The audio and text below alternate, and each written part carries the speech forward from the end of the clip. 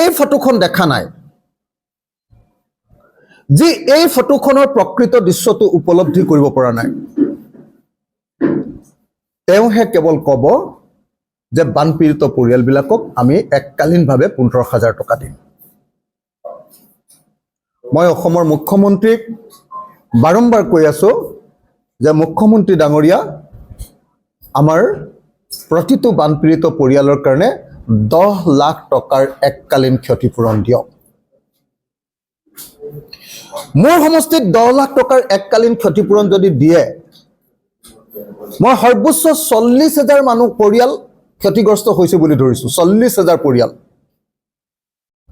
40,000 পৰিয়াল ক্ষতিগ্ৰস্ত হলে কি হ'ব? 4,000 কোটি টকা মোৰ সমষ্টিত লাগিব। 4,000 কোটি টকা।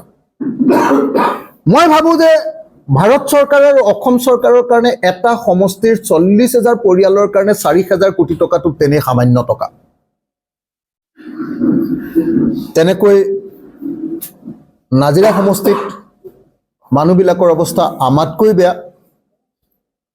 তাতো যিমান পৰিয়ালৰ ক্ষতিগ্ৰস্ত হৈছে সকলোকে 10 লাখ টকাকে। চৰাইদেউ সমষ্টিৰ মানুহবিলাকৰ তেনেকুৱা বেয়া, 10 লাখ টকাকে। মৰিয়নি সমষ্টিৰ মানুহবিলাকৰ এনেকুৱা অৱস্থা, 10 লাখ টকাকে। যিমান সমষ্টি আছে মই নামবিলাক ক'লে থাকি যাব। চৰাইদেউ জিলা, শিৱসাগৰ জিলা আৰু যোৰহাট জিলাৰ প্ৰত্যেকটো ক্ষতিগ্ৰস্ত পৰিয়ালক প্ৰকৃত ছবিখনে হ'ল এইখন। আৰু এইখন ছবি মই অসমৰ মুখ্যমন্ত্ৰীৰ হৃদয়ত আঁকি ল'বৰ কাৰণে অনুৰোধ জনাইছো। 20 বছৰ মিনিমাম পিছুৱাই গ'লো। শিৱসাগৰৰ প্ৰত্যেকটো পৰিয়াল, নাজিৰাৰ প্ৰত্যেকটো পৰিয়াল 20 বছৰ পিছুৱাই গ'লো। এই 20 বছৰ পিছুৱাই যোৱা এটা প্ৰজন্ম, 25 বছৰত এটা প্ৰজন্ম, এটা প্ৰজন্ম পিছুৱাই যোৱা, এটা জেনেৰেশ্যন পিছুৱাই যোৱা এই পৰিয়ালবিলাকক যদি আপুনি টকা 10 লাখ দিব নোৱাৰে, অৰ্থাৎ মোৰ সমষ্টিত 40,000 হোৱাই নাই চাগে, 30ৰ পৰা 40,000ৰ ভিতৰত 4,000 কোটি টকাৰ যদি ক্ষতিপূৰণ দিব নোৱাৰে, আপুনি কিহৰ মুখ্যমন্ত্ৰী হে? কিহৰ মুখ্যমন্ত্ৰী? মই ক'লো নহয়, ঘোঁৰাৰ ঘাস কটা মুখ্যমন্ত্ৰী বুলি মই আপোনাক ক'লো। ঘোঁৰাৰ ঘাস কটা মুখ্যমন্ত্ৰী আপুনি। ইমান ডাঙৰ ডাঙৰ কথা কৈ থাকে। দিল্লীত গৈ প্ৰধানমন্ত্ৰী সাক্ষাৎ পোৱা নাই নেশ্যনেল কেলামিটিৰ সময়ত। মই বাৰম্বাৰ কৈছিলো মুখ্যমন্ত্ৰী ডাঙৰীয়াক, প্ৰত্যেক দিনে আপোনালোকে এতিয়ালৈকে ভালকে ফোকাছ দিয়া নাই কথাটো। যিটো বস্তুত আটাইতকৈ বেছি ফোকাছ দিব লাগে, যিটো বস্তুত আমি অসমীয়া মানুহে আটাইতকৈ বেছি প্ৰচাৰ কৰিব লাগে, যিটো বস্তুৰ প্ৰধানমন্ত্ৰীৰ এই যে ফটোখন দিছে যে তেওঁ পোষ্টটো, তাৰ তলত সকলোৱে যিটো লিখিব লাগে যে declare Assam devastating flood as national calamity, declare Assam's devastating flood as a national calamity. প্ৰধানমন্ত্ৰীৰ তলত চবে এইটো হ্যাশট্যাগ দি লিখি দিব লাগে। আমাৰ সম্পদবিলাক সব ৰাষ্ট্ৰীয়। আমাৰ আটাইতকৈ ডাঙৰ দুৰ্যোগটো ৰাষ্ট্ৰীয় নহয়।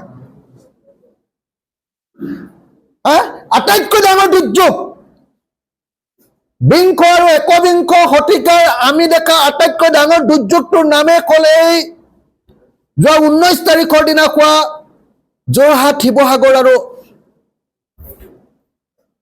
চৰাইদেউৰ এই ডেভাষ্টেটিং ফ্লাড, যি জীৱন শেষ কৰি পেলালে।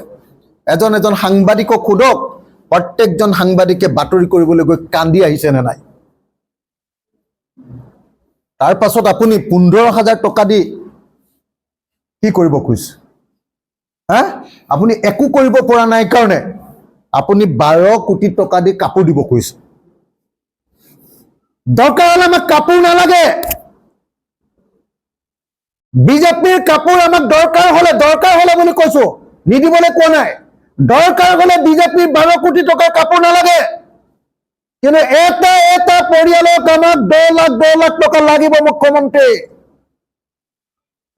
মই আকৌ আগৰ পগলা ৰূপটো ধাৰণ কৰিম নহলে মুখ্যমন্ত্ৰী।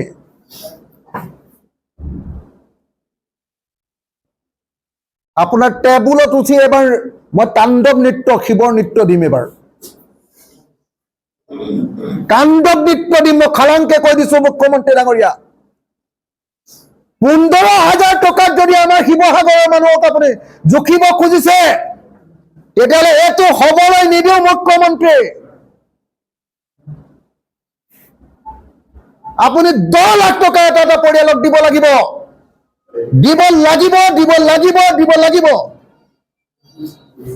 10 লাখ টকাকে আপুনি দিব লাগিব যদি নিদিয়ে তেতিয়াহ'লে আকৌ ৰূপ দেখিবলৈ পাব আমাৰ অখিল গগৈ ৰূপ আগৰ পুৰণি ৰূপ আপুনি দেখিবলৈ পাব